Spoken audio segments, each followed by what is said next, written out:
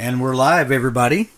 Welcome to Two Book Nerds and a Microphone, live show number 1. Today's podcast is brought to you by Audible.com. Get a free audiobook download and a 30-day free trial at audibletrial.com/Hank. That's Hank. Over 180,000 titles to choose from for your iPhone, Android, Kindle, or MP3 player. That's free books, people. audibletrial.com/Hank. I'm Hank Garner. Where are we? We are doing a live podcast, remember? Oh! Now I remember. So, where's the food? Where are we? There's no food. We're talking, remember? You know what this show needs? Oh! I'm afraid to ask. Cheese! Whole wheels of cheese! Okay, that's it. Go home. What, you don't like my culinary preferences? I say good day to you. Good day, sir! I said good day! Whole wheels of cheese! Okay, that's it. Go home. What, you don't like my culinary preferences? Was Shigaroth just in here? I say good day to you. Good day, sir! You know, Shigaroth, Daedric Lord, nothing. Anyway, I'm Ian. How's it going? I'm Hank. And, this is our first live show, so, yeah. Yeah. So it's I like a live it. show. Mm-hmm. On the interwebs. Yes. With people watching us. Hey, how's it going? And this is our first one, so it's probably going to be a little bumpy, and it's... But it's going to be awesome, so, and, the video is probably a little choppy because we were, dealing with camera issues right before we started. And it's a live show. Technical difficulties to the trade. Yeah, I think we're going to do this for Two Book Nerds, I think. I like this. Yeah, I think so. Still... will be in the standard podcast feed in a couple of days. Yes. But, if you want to tune in live, you get to watch the sausage being made. Okay. In their way. All right. I like this. So how's it going? It's going good. That's good. That's good. Yeah, it's been a couple weeks since we've done Just a like show. 2, 3, 4, 5. I don't remember. Yeah, lost we count. did that. We did a show about Star Wars. Yes, that was a month ago. Was it? Yeah, I think maybe. I don't know. All right. Yeah, it happens. So how's it going? It happens. Life is exciting and things happen and yeah. But we're here now, so it's cool. Yeah. So what's on your mind this week? What's on my mind this week? Well, it's been a very interesting week. Has it? Yes, what with fixing my school schedule and getting the right books and everything and working and we're here now, so it's cool. Completing Daedric Quest and Skyrim and everything, the usual. What's on your mind this week? What's on my mind this week? Got How about you? I've done about 18 podcasts this week, I think. Done a lot of writing. Got some, made some progress on Mulligan 2. Some new stuff. I'm gonna have some news about that soon, I think. Writer's Block 3 came out, I guess about a week ago. And I have a new short story coming out this weekend in Alt History 102. What? From Sam Peralta's Future Chronicles Let me series. guess. It has aliens. It does have aliens, as a matter of fact. I'm so smart. Because if you're going to write an alternate history story, it needs to center around an alien invasion. Well, naturally. I mean, it's not. That's what that's what I did. Right. I wrote the story. It's coming out Sunday. I look forward to it. Yeah. I'm probably going to plug it for you. You've actually read the story. I mean, I know I get it, but Yeah. Yeah. It was a lot of fun. I enjoyed it. It was, Sam, his organization is, that's a well-oiled machine over there at the Future Chronicles. Let me just tell you. It's, he's got it going on. I know. News. What's going on we need to talk about? Well, we have approximately 2.5, 3 weeks of a Deadpool movie. I've heard that one's going to be interesting. Especially considering I've only read like 3 Deadpool comics. So I'm kind of trying to catch up on that from the past run at Marvel. And I'm liking what I'm seeing. And I think it's going to be good. What is your opinion about it being an R-rated superhero movie? Well, from my understanding... I mean, you're over 18. Yeah, I mean, it doesn't matter to me. From my understanding, he's already very R-rated in the comics, what with the blood and everything. I don't know about language or anything. Mouth and mark with the mouth and everything. But if they're going to do the character justice, they probably do need to make it R-rated just because that's what we wanted. You don't want to water down something that we've been waiting 20-some-odd years for. So, is it going to be, family friendly? Probably not. Is it going to be a good movie? Most likely. Will I see it? Probably. Yeah. Am I going to bring my brother to see it with me? Maybe not, considering he's probably not going to be able to go in the theater. But, that's. Let's see, what else do we have? So we're already getting shade in the chat room. We are? Yeah, that our video size is screwed up. We know the video size is screwed up. That's why I gave that disclaimer when we started, that the video was probably not great. But we're working on it, okay? This is trial by fire, people. Doug Bradley, specifically. We're already getting shade in the chat room. Anyway, you keep talking. I'm playing with video size here. Alright. How about the news from American Gods that just came out this week? Yeah, they cast Shadow. Yes. Who's the actor's name again? He was in that TV show 100 on the CW, I think. Yeah, which I've never seen. No, but I've seen the previews for it every time I watch Flash and Arrow, so it's...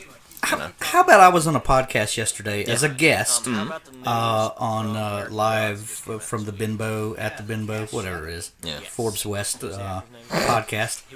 It's a wonderful time. Let me tell you what, if you... Forbes is a charming and engaging fellow. Oh, yes. I'll tell you. He... some people think he's an acquired taste.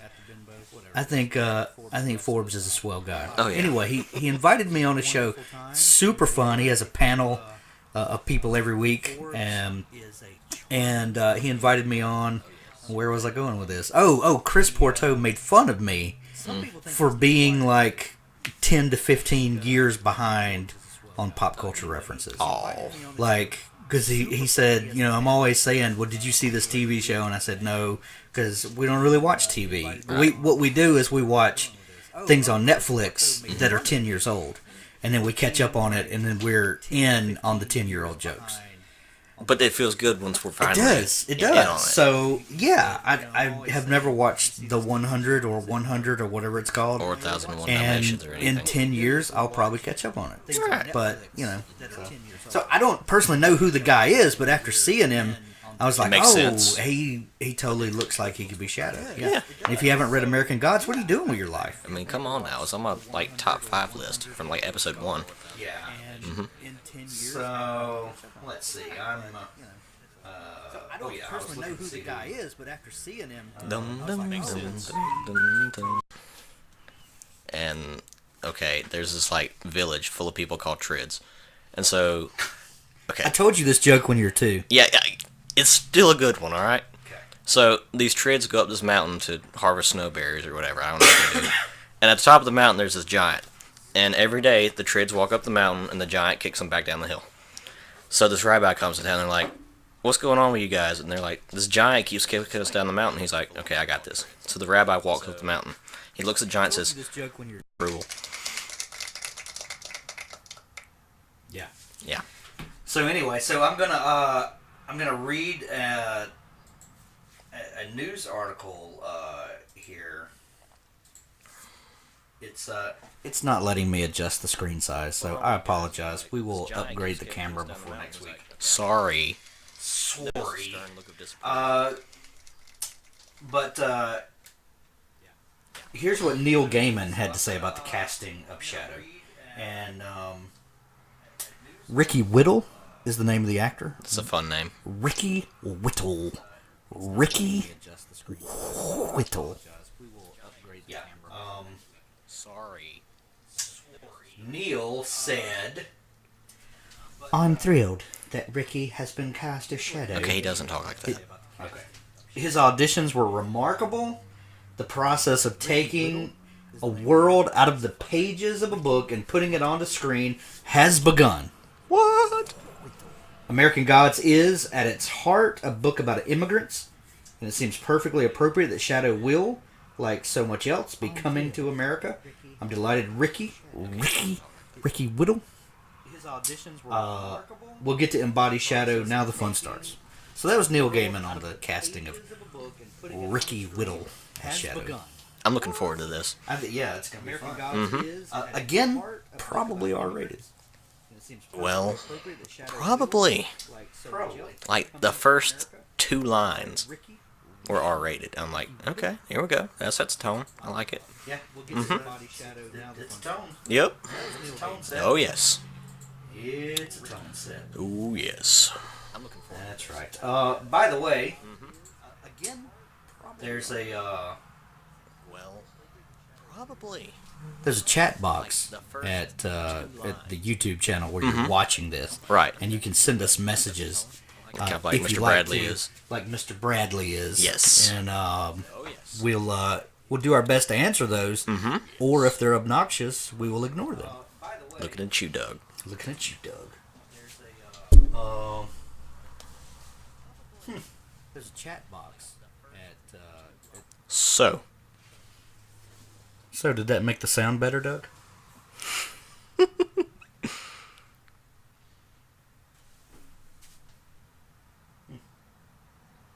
Sorry if we were getting a double sound there, everybody. That was not intentional. we're still kind of new at this. We're kind of very new at this. Yeah. So American Gods casting, what else? Let's see. We have T-minus a month and a half until Batman v Superman. Oh, okay. All right. Who saw the Wonder Woman footage last week? I did. Let me just tell you. Wonder Woman riding a horse, mowing people down with a sword. I'm already in love. You got me. You got my ticket. You got my allegiance. I'm going to the movie. And I don't care. That's all I need to see. I'm sold. Yeah, it was kind of awesome. How about the fact that the CW dedicated a whole 30-minute primetime block to pimp out the Justice League formation in the movies and to debut a Suicide Squad trailer? And has anyone seen the new Suicide Squad trailer? Because if you haven't, what are you doing with your life? What indeed. Like, wow. And our friend and yours, Doug Bradley, said that our dual sound has been fixed. So Yay! He's having a lot of fun with this little app. It's becoming a little bit of a problem. the ability to have applause follow you in your daily life. Yes. This is why we live in the 21st century. Not to mention like the advanced medication and like electrical conveniences like blenders and stuff. That's all well and good. But I can hit a button and people applaud for me. Just saying. You know? Yep. Anyway, so we got new footage from Wonder Woman. Standalone movie. First time ever. Mm-hmm. Is this the first female superhero movie? Well, there's Elektra. Elektra? I don't think anyone talks about that one, though. I don't know. I said hero. True. I mean, they got the Jessica Jones TV series, if that counts. Jessica Jones, yeah. Which I still haven't seen yet, because me either. I'm behind on the program. I just finished Daredevil, like, last week, and I fell in love with it. I saw parts of Daredevil. It was really good. Yeah. Gotham is really good, despite what everyone has told me. Got ham? Like, I really enjoyed it. Like, whoa. It's, yeah. And Lauren, your sister who's yes. a couple years younger than you, is like freaking out about Gotham. And I didn't see that one coming at all. Either. But you know what? She sees it as a cop drama. Yes. And that's basically what it is at the root. It is. So that was very smart on the producer's part. Make a Batman show, but play it differently. We know he's the world's greatest detective. So at its heart, it's supposed to be... It's supposed to be a cop drama. Yeah. You know? I mean, if you break it down to what it is. Yeah. So anyway,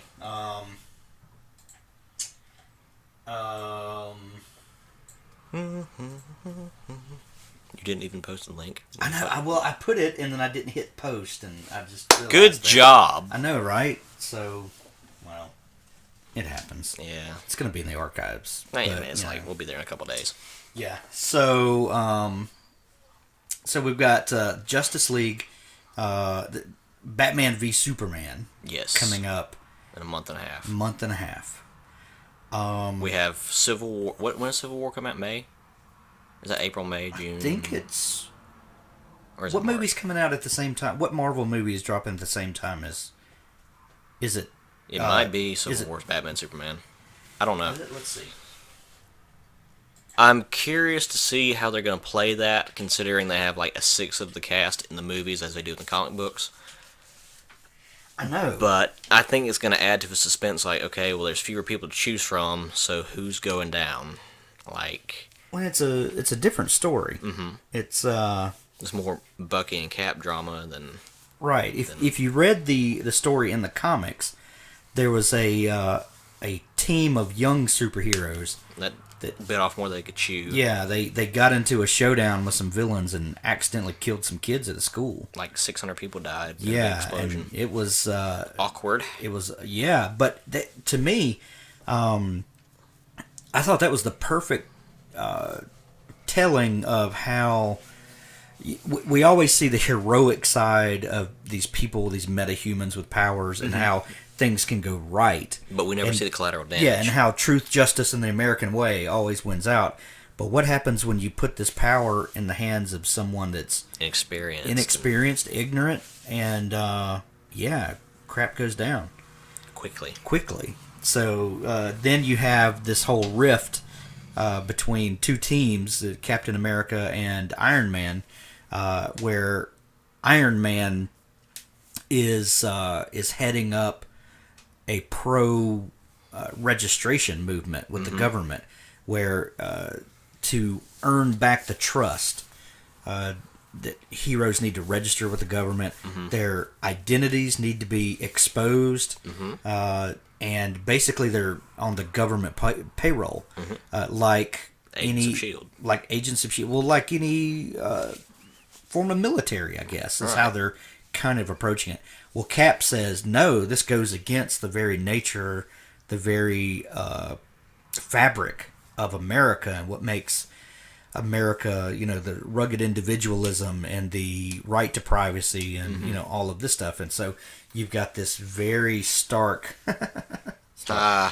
rift right between the two of them.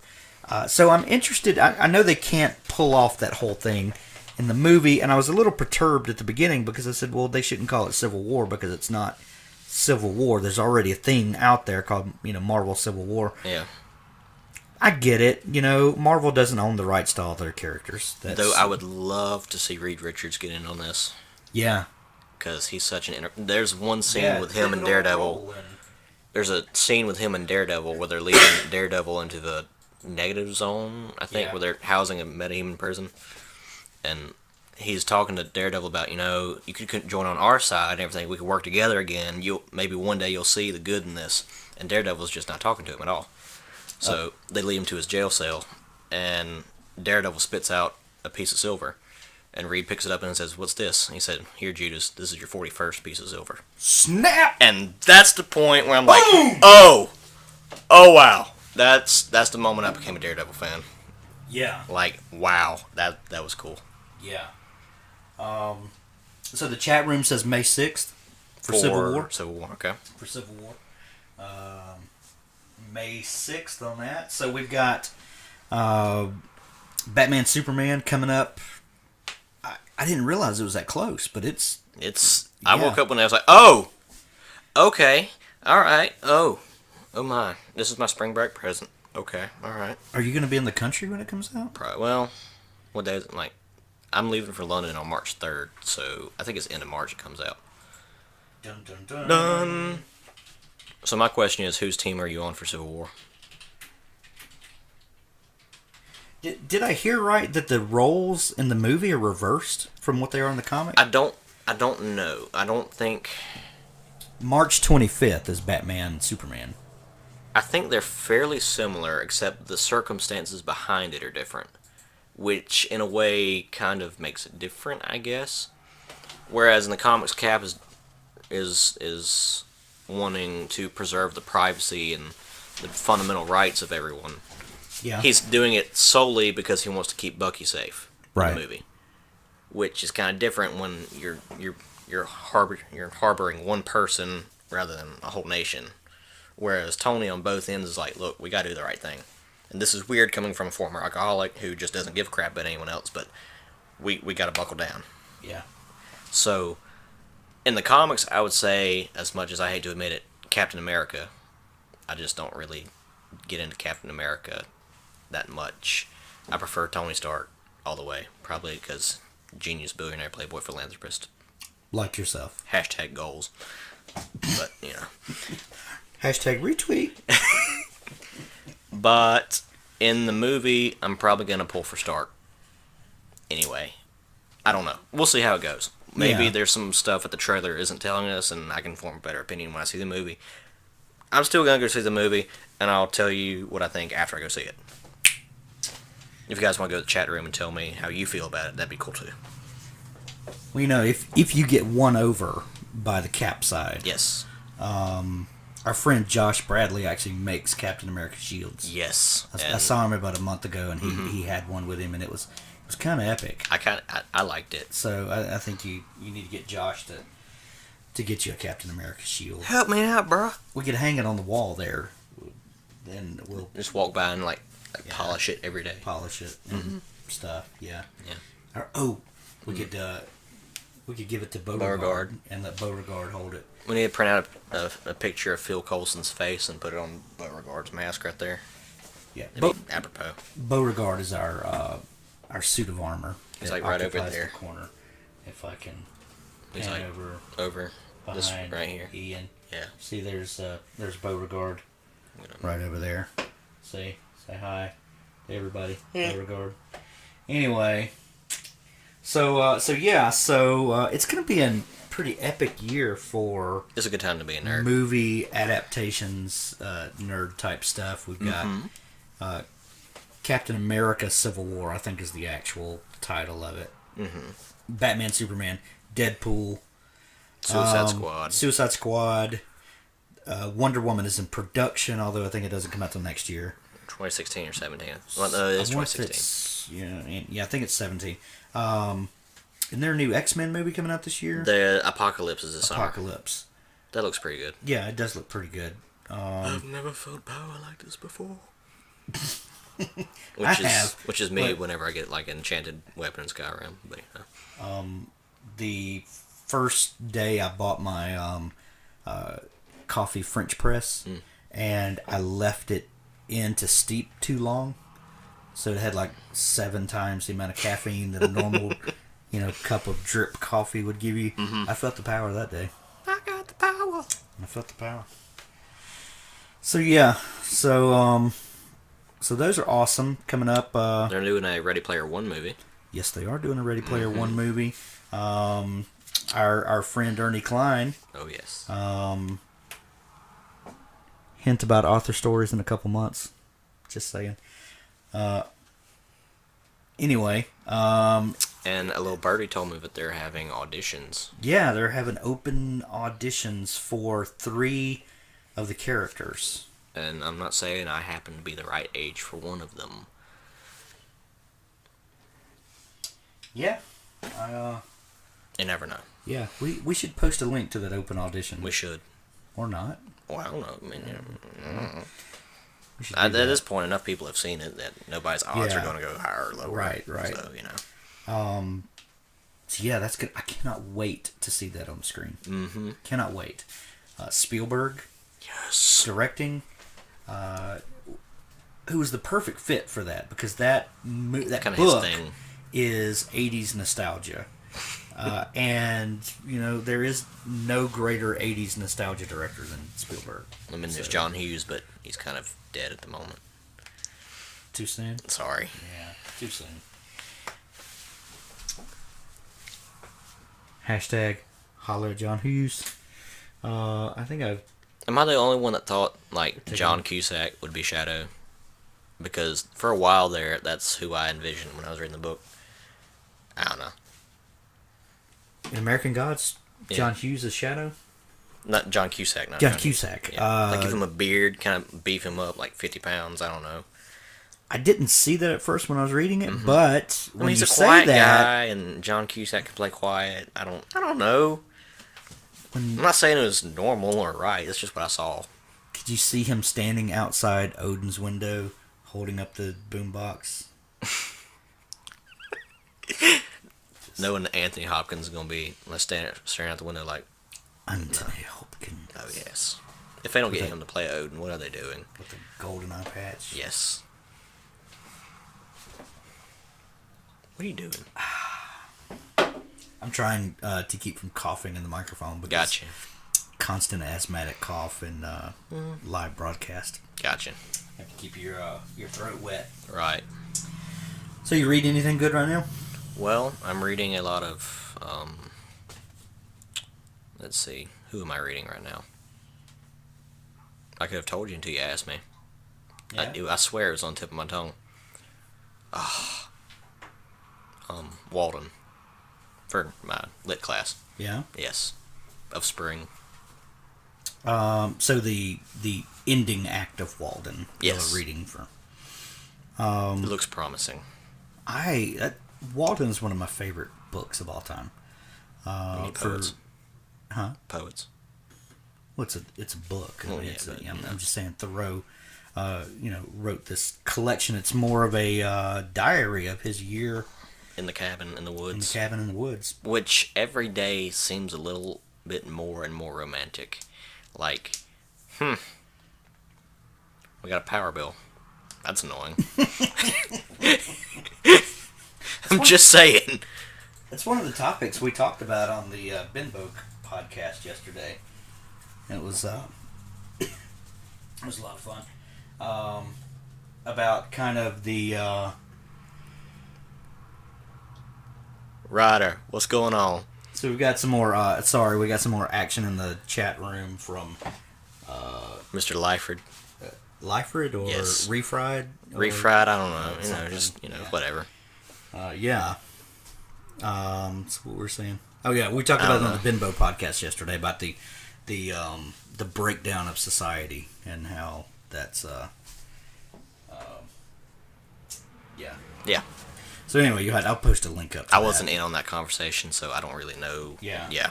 I'm going to have to go back and listen to that so I can, Yeah. So so you need to read the entire Walden. Just not the whole thing? The whole thing. It's on the shelf next door. Yeah. Pick it up. You showed me. Yeah. I am catching up on the rest of the current Superman run from our friend Gene Yang, and that's the it's so pretty. that's the issue that came out a couple of days ago, and I know that the camera's not focusing on that.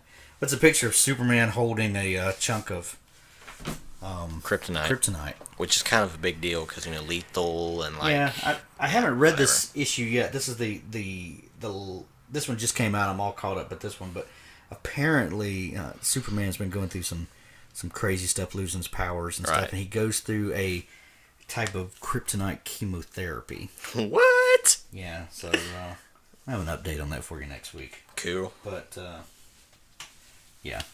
Anyway, so the last time we talked, you were talking about the second book in the Song of Albion. Right. And you were going to recap the third. Yes. And this is your favorite series of all time that you really want people to read. Yeah. But before we do, You have to do something. I have to tell you about something. Have you seen the new Shannara Chronicles TV show? I've seen the trailer for it, and it looks freaking amazing. Yeah, they're on our DVR, queuing up. We'll probably start watching next week or so and get caught up on the first. We're not going to wait 10 years for that. Yeah, it's probably like 4 to 6 episodes in now. I don't know, but anyway, we're going to. But from everything I've heard and seen, it looks really promising. So, because Audible.com is a sponsor of this podcast, we want to tell you, for the listeners of the Author Stories podcast and Two Book Nerds and a Microphone, Audible is offering a free audiobook download with a 30-day free trial to give you the opportunity to check out their service. And our recommendation this week is for The Sword of Shannara, or The Elfstones of Shannara, which is book 2 in the Shannara series. But the TV show actually starts with Elfstones, so book 2. If you kind of like to get a little head start on that, and you know that the original book is always better than the adaptations, because there's more information in the books, there's more backstory, all of that good stuff. Go get the audiobook. You can get it absolutely free from audible.com. All you have to do is go to audibletrial.com/Hank. That's Hank. audibletrial.com/Hank. Sign up for a free trial. Download The Sword of Shannara or The Elfstones of Shannara. Load it onto your iPhone, iPod, computer, Android device, Kindle, or whatever you use. Listen to it for free. If you don't like the service, cancel before your 30-day free trial is. You don't pay anything, and you get to keep the book forever. That's audibletrial.com/Hank. And pick any book you want, but our recommendation is Sword of Shannara or Elfstones of Shannara. Hope you enjoy it. We have a question. What are our opinion on Rogue One? Isn't that the one, like the squadron that Luke Skywalker headed up for the X-Wings in between episodes 4 and 6 and everything, but they're redoing that, continuing the story? Am I correct at that? Yeah, I don't know. I think so, but I am not versed. I don't really know a whole lot about that end of it per se. So what we're gonna do is we're gonna check up on that right quick. Yeah, Resistance fighters band together. And it's buffering. And I clicked too far. Yep. Good job. I don't know. We got time for another joke? No. Okay. No. Sorry. We're getting it. We're getting it, Hank. No more jokes. This is a really good one. Leave it to the professionals. I mean, Yeah. So, I don't have an opinion. Okay. I'll get an opinion though. We can do that. Yeah. Yeah. I really enjoyed Chuck Wendig's Star Wars book that came out right before the new movie. Which one was that one about? Yeah, he's doing a series of books that bridge the gap between episode 6 and 7. Okay. And I'm drawing a blank on the name of it. More research. Ta-da!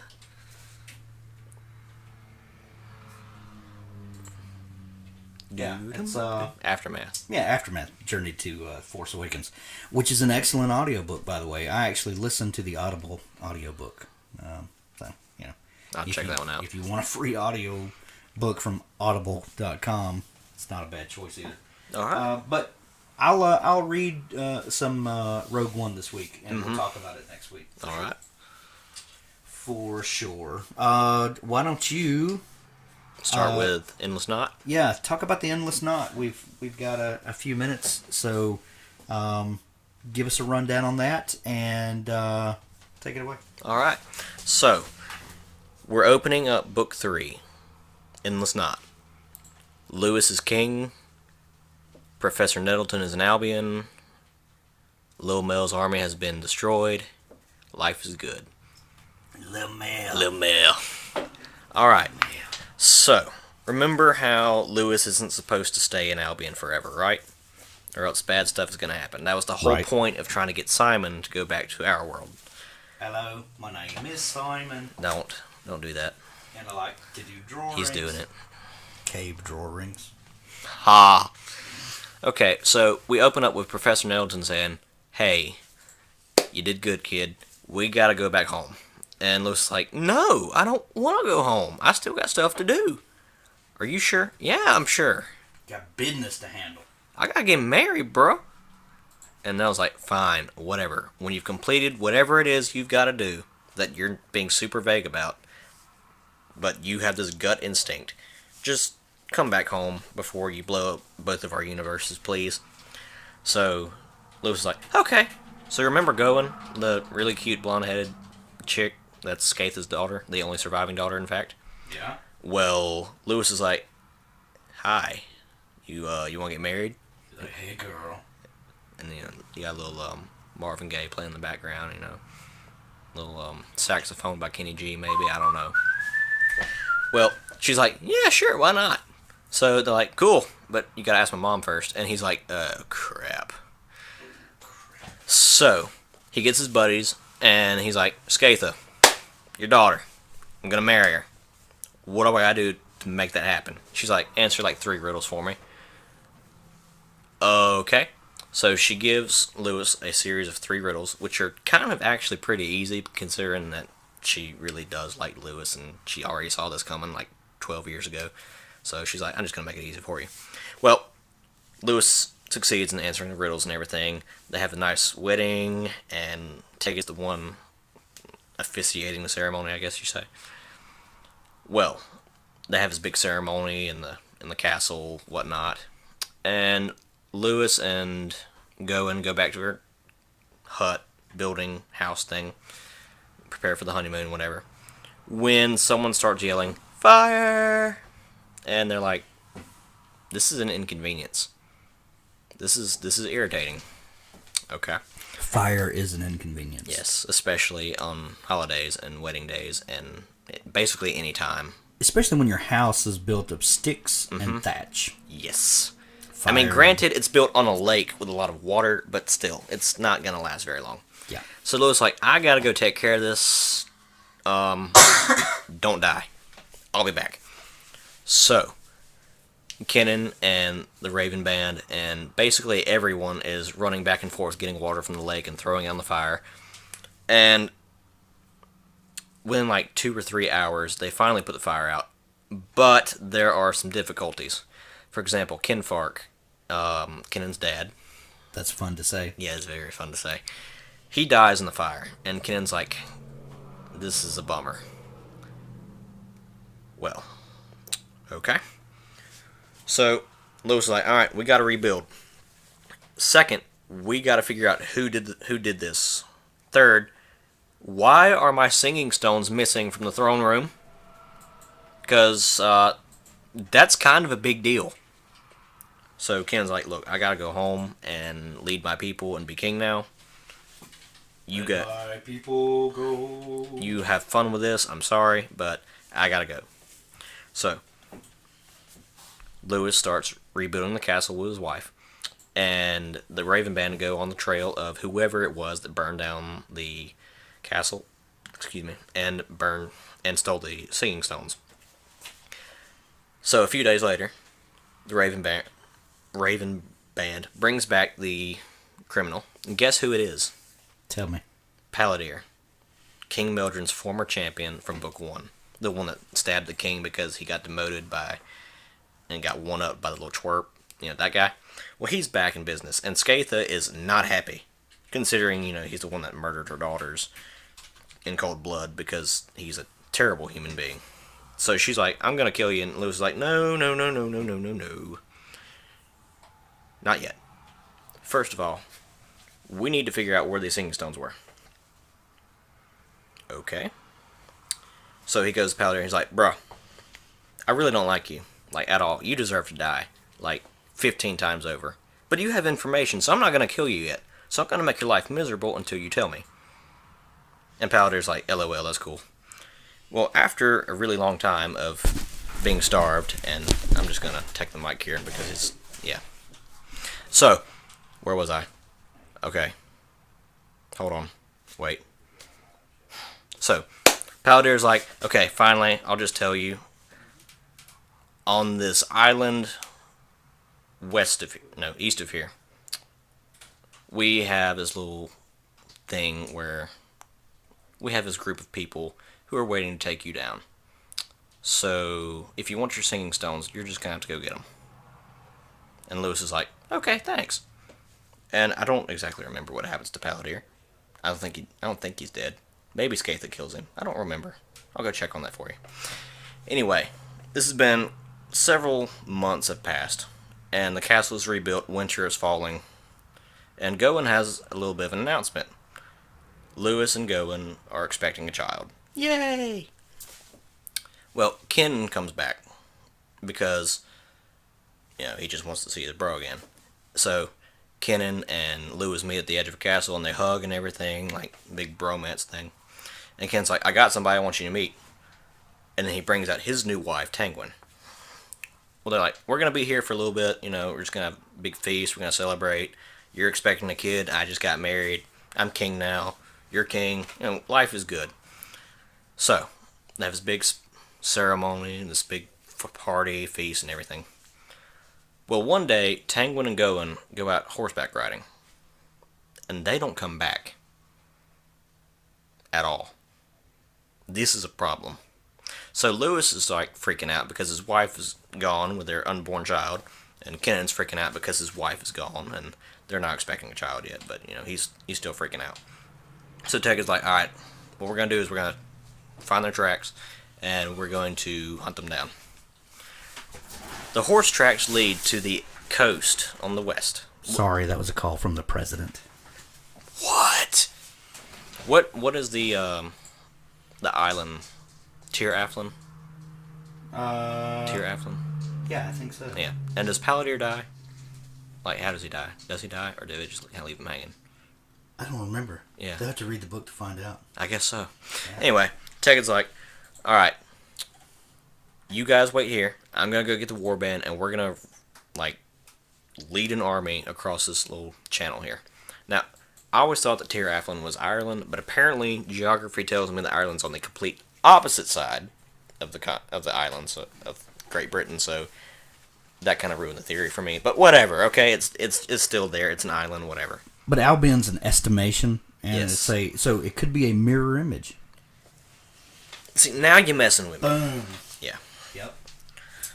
So What? they get the boats ready, and they get their armies ready, and they get the horses ready. And Lewis is getting ready to just hunt somebody down because he wants his wife and he wants his baby back. He wants them yesterday. So they get on the boat and they set on deck, and you got stagnant water all around you, and it's just gross. And then you got the sea monsters to deal with, and that's just a major inconvenience because nobody wants to wake up at 2 o'clock in the morning with the sea monster trying to eat them. Yeah. Not many people do anyway. Not really, and it's not my thing personally. Well, No. They finally land on Tir Aflin, and the land is just desolate and nasty and barren, and it looks terrible. Like, nobody wants to be there. And Lewis is freaking out because there's no sign of life here. So where's my wife? What's going on here? So they move further inland, and weird stuff starts happening. Like, they go on this big hill, and it's flat on top in a circle formation. And they try to move to the other side of the hill, but they keep walking for a really long time, but don't seem to be moving anywhere. This is weird. Until the sun rises, and then it's fine. But at night, while they're on the island, on the mound, they keep seeing ghosts of people who died there, and it's just really freaky and psychological mind-bending stuff. They're big supernatural forces here that nobody wants to mess with. It's obvious that the land has been cursed, and nothing good can come of being here. Which freaks Lewis out even more, considering his pregnant wife is here, alone, scared, and yeah.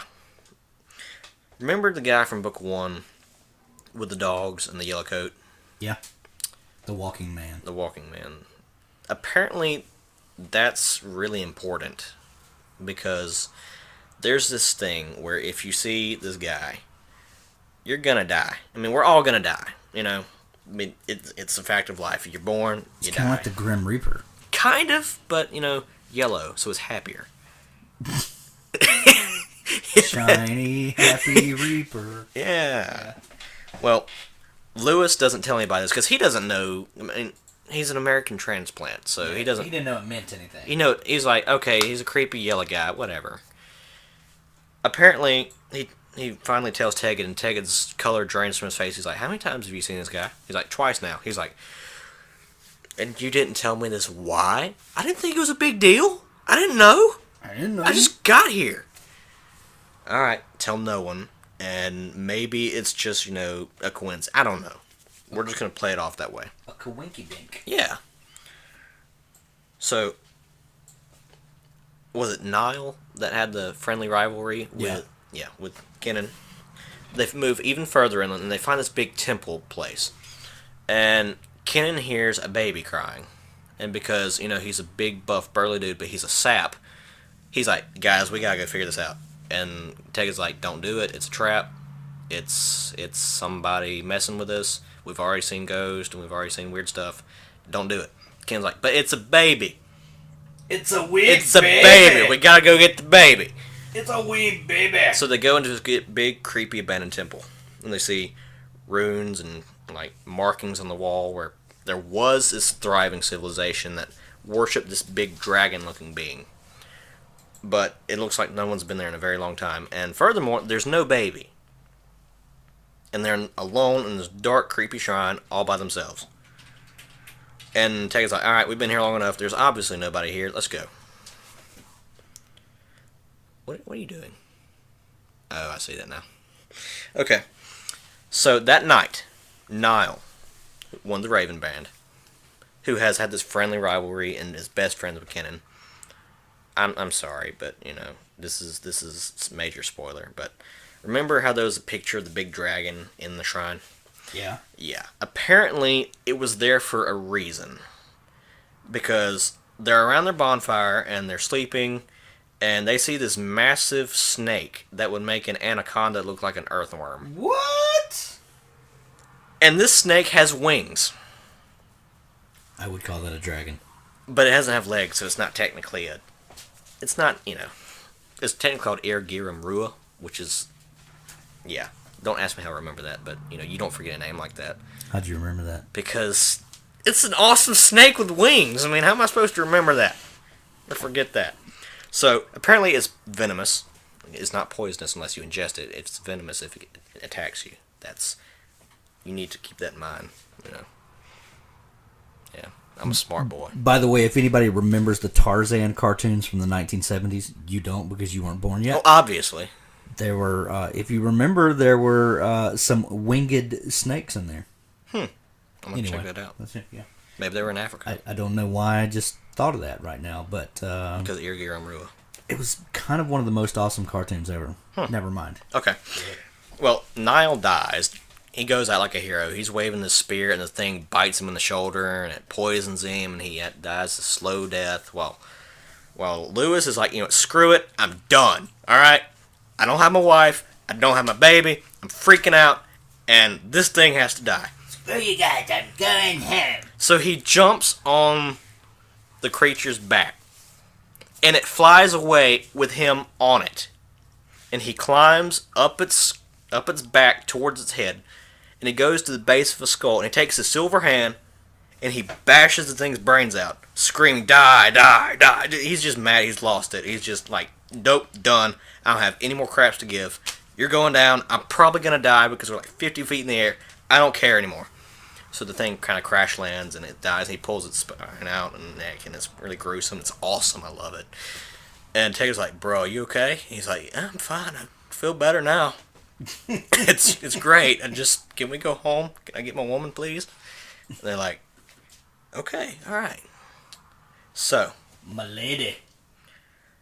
they finally come toward the center of the island, and they see some really weird things. For example, a Range Rover. Bear in mind, Albion is like 2000 BC. Yeah. There shouldn't be a Range Rover. It's like Iron Age. Excuse me, hiccups. So, at this point, Lewis realizes we got problems. Like, big problems. Well, he probably has close to 100 problems. I mean, there were 99 problems, but then he saw the Range Rover. And, yeah.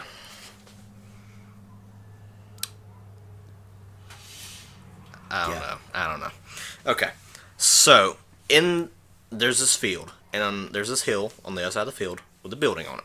Yeah. And he's like, that's where my woman is. That's where she is. I know it. I feel it. That's where Goin is. That's where Tanguin is. And I'm going to go get my woman. Okay. Tegan's like, look, we kind of need to get past these big machines which I've never seen before. I don't know what to do. So Lewis is like, alright, you know what? Get the horses ready. Get the spears ready. We're going to mow these people down. You're kidding, right? So Lewis has to give all of his warriors this pep talk, like, these guys have weapons called guns. They shoot little balls of lead, and they will kill you. You can't see them. They're not like an arrow. You can see it coming toward you. You hear a bang, you fall down dead. That's it. So be careful for that. They're like, okay, all right. So they get on their horses and they mow everyone down. Some people die. Some of Lewis's people die. It happens. And Lewis meets this guy dressed all in bronze armor. And he has a bag. And he throws the bag at Lewis, but Lewis opens the bag, and what does he see? Professor Nettleton's head. Oops. It turns out that the people that they just mowed down were those archaeologists from Book 1. And just wait till you find out who's in the bronze armor. So Lewis storms the castle at the top of the building. He sees his wife and Tanguin in a cage. And then he sees Simon taking off the bronze armor. So Lewis is like really mad. So he storms forward and he freezes. He's in a big magic circle. Like he's frozen, paralyzed, whatever. He's a circle. Yes. Well, Simon starts monologuing because evil British villain. Right. He's like, you see these rocks right here? These are your magic stones. And I'm going to take them for world domination. Because I don't like you anymore. You see Tanguin over there, Kennan's wife? Hey, Kennan, how's it going? She never loved you. That's my woman. Just to put the knife in you and twist it further, Metaphorically speaking, he doesn't actually stab Kennan. There's your wife, right over there in that cage. She's very much pregnant, as you can see. It'd be a shame if something happened to her, and and at this point, Lewis is about to lose it. So Lewis is like, alright, let me go, and I'll let you keep it from Lewis. He opens the cage, lets go and out and everything. He looks at the knife, and he stabs Lewis in the chest. No. Because jerk. No. No, no, no, no, no. Now, who's holding the torch? Is it Kennan? Like, someone throws a torch or something at Simon. Kennan does. Kennan does. Well, this is more of an act of rage. It's not going to actually do anything to Simon. He's probably just going to deflect it with a sword or whatever. The problem is, the stones in his hand catch on fire. On fire. You know the scene in the Indiana Jones movie where they open the Ark of the Covenant and people's faces melt off and everything? Yep. That's kind of what happens to Simon's entire body. The stones burst on fire, and then his whole body bursts on fire. He's dying a slow, miserable, painful death. So does Tanguin, as a matter of fact. And then the ground catches fire, and Kennan's freaking out, and Gowen's freaking out. Lewis is literally dying on the floor. They pick him up and they carry him out. And all around them, the world is incinerated. But it's not like evil, dark, terrible fire. They realize that they hear singing, and they hear the Song of Albion resonating throughout the whole land. And how Tir Aflin is such a terrible place. All the impurities and all the nastiness and everything like that is burned away. And even though Lewis is dying, the world is trying to live again. So Tir Aflin is completely transformed from this dark, evil place to a happier, more like Albion place. Lewis dies on the way home. But instead of coming back to our world, he sees everything happen as a ghost. He comes back home, his body is placed in a cairn, and there's a big ceremony where Tegan leads, and they're mourning, and Gowen is about to have her kid, and everyone's sad, and Lewis is watching his own funeral from third person, and he's standing beside his body in the cairn as Tegan puts the last stone in place, and he's just in there in complete silence by himself until the world starts to fade to black. He's then transported across the sword bridge from book 1, and he wakes back up in our world, naked, alone, afraid. And then one of his friends from college is outside, and she's like, "Look, I know you disappeared in this cairn, and I've been coming back here every other year, just like as a memorial, and now you're here, and it's weird. So here's a blanket. We're driving home." So Lewis is empty inside because he was from Albion. He was king. He had purpose in life, and now he's dead in that world. He's back in our world, and he has nothing. He's a college student. He doesn't know what to do with his life. So he decides that one day, after a few months of wrestling with this void in his life, that he needs to write it down. So he starts writing a book, and he sits down to typewriter. And the first sentence he writes is, "It all started with the Args," which is the very first sentence in the book 1. It's an endless knot. It's an endless knot. It's a circle. Yes. Thank you all for tuning in to the first live episode of Two Book Nerds and a Microphone. I hope that you enjoyed it. We had some technical problems, but we started working them out as we went ahead. Mm-hmm. Next show will be a lot smoother. Twice as awesome. And everyone from there is going to exponentially, mathematically get more awesomer. Yeah. So thanks for bearing with us. Yeah. And thanks. More good stuff in the future. If we'll post up a link to the archives of this soon. We'll also post up a link when the next live show will be, and we'll start taking questions ahead of time, as well as have the chat room open while we do it. Yes. Thanks for listening. I'm Hank. I'm Ian. Deuces. Bye. Cheese. Cheese. I want the cheese. Are we still live?